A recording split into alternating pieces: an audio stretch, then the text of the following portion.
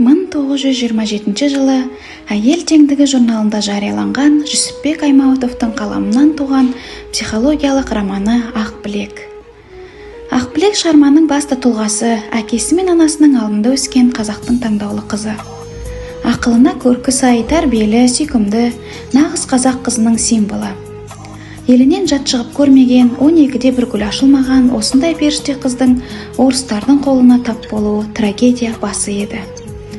Ойламаған жерден Мамырбайдың ауылын ақтар шабады.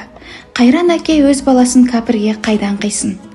Әкесінің шаңырағының ортасына түсіп, анасын азаптап өлтірген орыстардың жан түршігерлік ісі Ақбілектің есіне таңба болып басылды.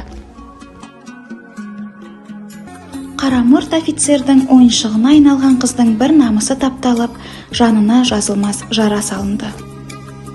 Қызыл армия ақтарды тықсырып, қашуға айналған кезде Қарамұрт қоштасарда Ақбілекті өлтіріп кетпекші болады. Қысылғанда айла тауып өлімінен аман қалады. Көшкен орыстың жұртында қалған Ақбілекті қасқырлар қамайды. Қасқырлар жеп қояр ма еді, аяқ астынан бірдеңе жылт етеді. Таң атқанша тезек пен бұтақты лаулатып жағып, қатыгездерден аман қалады. Өліп талып туған ауылына жеткен Ақбілекті бұрынғыдан да сорақы, азап, мазақ, қорлық күтіп тұрған еді. Өрттей қаулаған әйелдердің өсегі тірі адамды бетіне қаратпайды. Ауылға келген 15 күннің ішінде жоқтау айтып, келгендермен көрісіп, анасын еске түсіріп үхілдейді. Бұрынғы ғашығы Бекболат та сұмдық оқиғаны естігеннен кейін теріс айналып кетеді.